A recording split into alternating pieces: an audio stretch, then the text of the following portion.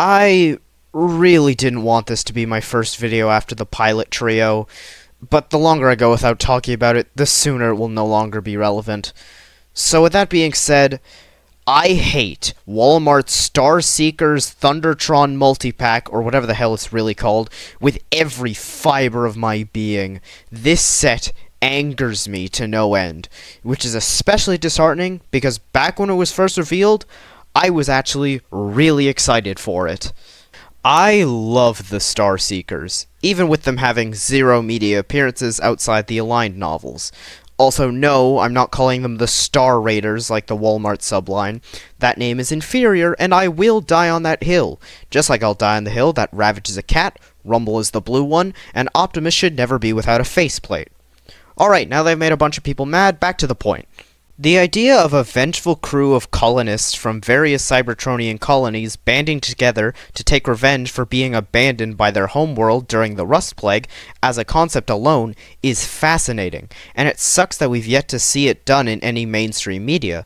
And I mean, can I also just say that I just think the idea of space pirates in the Transformers universe is cool? But a ship is nothing without its captain, and in this case, that role is filled by Thundertron. And sometimes Cannonball, but for the sake of this video, I'll just be sticking to the aligned continuity portrayal of the Star Seekers. Thundertron is just really cool. I mean, he's a giant bearded alien robot who transforms into a flying lion, and as someone who doesn't like Voltron or Cybertronians with facial hair, that might be surprising. I don't know, this design just does something for me. It probably also helps that my headcanon voice and demeanor for him is Captain Gut from Ice Age 4, to the point I even wrote a parody version of the song Masters of the Sea if it were sung by Thundertron. Maybe I should release it for a certain YouTube milestone. I think that it would be really cool if Peter Dinklage voiced Thundertron if he ever did make an appearance in mainstream Transformers media. Or at least, I used to think that, but then I watched Rise of the Beasts. Master, the reinforcements! So when I heard we were getting a new Thundertron figure in Legacy, I was really excited. Until it was revealed. I suddenly remember why I don't like Cybertronians with facial hair. Now, to the untrained eye, you might be thinking, what's the difference? They're both robots with beards. But the original design had less of beard and more wires that happened to look like a beard. And yes, you can make the joke that everyone does about the Bayverse designs and say that's the equivalent of having your organs on the outside of your body, but in any case, it looked cool. This is just an Alpha Trion wannabe. In fact, I'd bet money that the upcoming Alpha Trion we have leaked for next year's Generations line is going to be a retool of this. Hell, it wouldn't even be the first time that's happened. However, there was one saving grace. Around the time the Legacy United figure was revealed, we already had rumors that we were going to get another Thundertron that same year in the year's Walmart subline. And I don't know about anyone else, but I had a bit of a hunch that this would be the figure with the correct head. So, in anticipation, I decided to hold off purchasing the regular Legacy figure, not that I could find them in stores if I wanted to buy it, thanks Canada! And sure enough, I was right. But for some reason there was a lot of backlash with this multipack when it was revealed, which I didn't fully get. I mean, you got pretty cool looking Voyager with a complimentary deluxe and Micromaster, a cassette no less, that's based on one of the best Read 2015 designs for leader price. That didn't seem so bad. I mean, yeah, it's a little scummy to release a better, more accurate version of the thing you just released a few months ago, but that wasn't the first time Hasbro's done that. Might I remind you of the Siege Versus 3-pack, and really the entirety of Earthrise? But hey, everyone complaining about how much they don't want the figure just means there's a better chance of me actually being able to purchase the figure when it releases. So I waited until the day when I would finally see one in stores. And then one fateful day, a happy, innocent me walked into my local Walmart one day to find they had just stocked the shelves with the new Star Seeker subline. But what I saw made my blood boil. It wasn't being sold for leader class price. It was being sold for more than leader class price. What the hell, Hasbro? I was on your side. I defended you when people were saying that this was watering down leader class. I mean, I guess those people are still wrong, because this isn't a fucking leader class.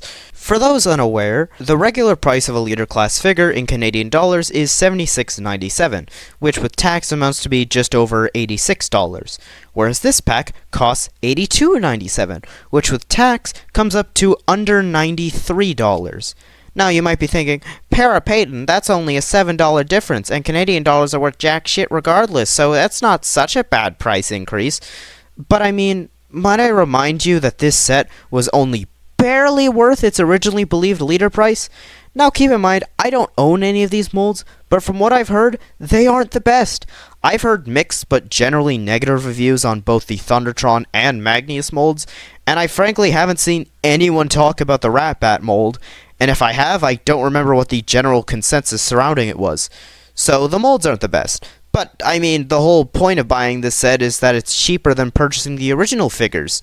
Well, after doing the math, and assuming that if the Micromaster price point was still around today, it would be the same as a core class figure, I have determined that you are approximately saving $1 off a mid-deluxe and getting a free Micromaster. Yeah, that's not worth it. Remember the buzzworthy Troop Builder pack, where you got an entire Voyager for free? You could argue that the Rat Bat mold is old and hard to find, so you're actually saving even more money by avoiding the aftermarket costs. But it's still a Micromaster. You should be getting it for free regardless. But let's ignore the price for a moment and talk about what you're actually getting in this set. Let's start with the star of the set, Thundertron. Aside from the head and hook, it really is just a slightly more saturated version of the original Legacy United figure. But let's be honest, the only reason anyone is buying this set is to get a more accurate head sculpt. Except it's actually not accurate at all, because for some reason, they gave him an eye patch. Now, I don't know if you know this, but Thundertron has never been depicted with an eye patch. Hasbro, you had one job, one simple job, to give a toy you just made the correct head. But somehow, you shot yourself in the foot at the last moment by adding this pointless addition. Did they for some reason think they need to give someone in the Starseeker subline an eye patch? Now sure, it doesn't look awful, but the reason anyone is buying this figure is for the accurate head, and now it's no longer accurate, meaning you might as well buy the original Legacy Unite figure. Sure, this one technically resembles him more, but the original does fit a little better in a chug shelf, plus it's cheaper since you're not paying for these two chuckle nuts, which speaking of, Calcitron is a weird case. He's a retool of Magnius, who isn't the greatest figure to begin with, and despite the whole story of the Starseeker subline being that they are trying to track down and recruit all the armorizers, Calcitron is the only armorizer in the subline. See, the problem with weaponizers, armorizers, fossilizers, etc., is that they lack any form of actual character or bio. With the exception of Cog, who is one of, if not the worst weaponizers and had a terrible personality to boot, none of them have had any media appearances, which is a problem when you remember that the Transformers' entire marketing strategy revolves around getting you to like and care about these characters as an incentive to purchase their accompanying figures. So when it comes to weaponizers, your only real incentive is if they look cool or can be turned into something cool. Like, I've bought most of the fossilizers, and I'm debating on buying the ones I'm missing, because, if you couldn't tell from my previous video, I'm kind of a prehistory nerd. And while I've picked up a few other weaponizers here and there, mostly because they were on sale, I've been trying to get out of purchasing figures of characters I know nothing about or don't think are cool, which is unfortunately what Calcitron is to me.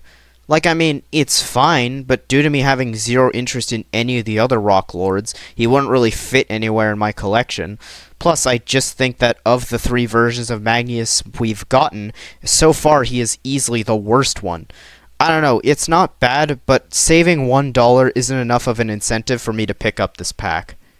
Now let's talk about the only figure that makes me still debate whether or not I actually want this set or not. Night Strike. Ironic, the figure that you get for free is the only figure I'd actually pay money for in this set. So, I'm going to get more into this point later, but something you should know about me is that I'm a sucker for cassettes and or mini-cons. If you include a cassette, or really any figure that can be compatible with characters like Soundwave or Blaster, I will buy a figure that it comes with just to get the cassette. and man, I really like this one. It's based on one of the best designs from Rid 2015, and is able to perch on Thundertron's shoulder, and turns into a pirate flag. I mean, it would be nice if it came with a flagpole you could attach him to, but in general I think they put more thought into him than they put into the rest of the set. However, there is one slight problem I see with this figure, and it seems to be a reoccurring one. That being that the Decepticons from Rid 2015 have been given nothing more than having their names remain trademarked by other characters, and or nothing more than homages. Now look, I don't like Rid 2015. Not enough to call it a worst Transformers show, because trust me, that's a bold claim when these exist. But it's definitely a bad show, and an even worse sequel to Transformers Prime. However, most of the new Decepticon designs that were introduced in this show are really cool. Like, okay, everyone's made the joke that they turned all the Decepticons into furries, which in some cases is blatantly obvious, but also a lot of them just had really cool designs. Okay, forget that you ever watched the show, and if you haven't watched it, don't. It's a waste of your time. But if you have, I want you to forget about the annoying main characters and how it ruins the ending to Transformers Prime, and I want you to be in the mindset of someone who doesn't know anything about the show the following designs come from: Underbite, Filch, Springload, Chop Shop, Crazy Bolt, Scowl, and yes, Night Strike. Look at these designs and tell me these aren't some of the most unique designs this franchise has seen in the last decade. All these designs are really cool, so it's a shame that a lot of them probably won't ever get proper figures made of them. You have no idea how ecstatic I was when Filch got revealed for the same Walmart subline as Thundertron, because she had one of, if not my favorite designs in the entire show.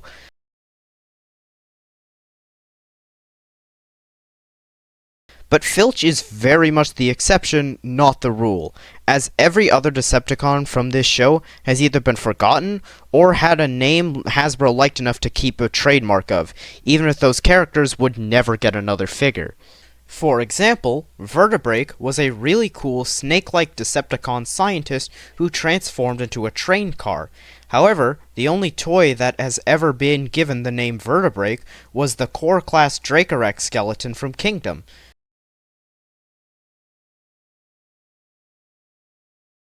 Now don't get me wrong, Kingdom Vertebrake is a really good figure, but it's a shame that Vertebrake is less a character, so much as it is a name Hasbro's proud of and wants to continue to own. If I had a nickel every time Hasbro refused to make a really cool snake transformer who turns into a train, I'd have 2 nickels, which isn't a lot. But I'm mad it's happened twice. But back to the point, while Night Strike in the multi-pack is definitely a homage to the original, it really doesn't suit them. Night Strike was a huge, terrifying, bat-like monster who paralyzed his prey with fear before drinking their energon like a vampire. That's really freaking cool, with a top-notch design alongside it. But this? Sure, it's got the right colors, which are really nice, but it doesn't do the character justice.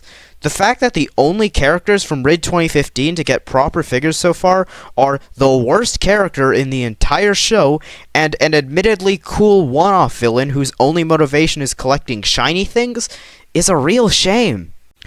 Before I conclude this rant, I want to state my opinion on another controversial leader class figure that recently had a ton of backlash, that being the Legacy United Soundwave. This was revealed around the same time as the Walmart Thundertron, and many of the same people who were originally praising that figure were appalled by this figure. And I just have to ask, really? This is where you people draw the line? Like, okay, back when these were first revealed, we were still under the belief that the Thundertron was going to be a leader class, but even still, I personally think that the Soundwave is actually still a better deal. Like, Thundertron includes a Voyager, a Micromaster, and a Deluxe with average accessories, whereas Soundwave comes with a Voyager, 2 Micromasters, a smaller than average core class that is sold in the aftermarket for more than a Deluxe, and more than average accessories. Plus, the Earthrise Soundwave figure itself is also super sought after, and the original is prone to yellowing. It includes Buzzsaw, a character who hasn't gotten a figure in like a decade, plus the Laserbeak mold hasn't been seen since Earthrise. Ravage, who hasn't gotten a Chug figure since Earthrise. No, Bullseye doesn't count. And again, the 86 Rumble is now stupid expensive on the aftermarket. In every way, not only is this set more worth the leader price, but it's also just a better bang for your buck, in my opinion at least. So with that, I've now stated why this multi-pack annoys me greatly. But I know what a lot of you are probably thinking. If I don't like it, just don't buy it. But the problem isn't whether or not I buy it, the problem is that it exists to begin with. This is the start of what could be a very expensive future. If this succeeds, it will let Hasbro know that they can sell something that was barely worth leader price for more. Then what's stopping them from increasing the price of all leaders? A $7 increase is, in theory, fine on a standalone release, but a $7 increase on all leaders, nay, all figures of any price point, is bad. Really bad. I don't recommend this set, but if you like the look of it and think you would enjoy it, don't let me stop you from buying it. Hell, if you already own this set, don't let what I've said ruin the figure for you. The last thing I wish to do is be responsible for tarnishing your opinions of a figure you enjoy. But know this. A darkness approaches. A day will come in the future where we may have to pay Voyager price for a smaller than average deluxe. Until then, I'll be mocking you. I'll be mocking you.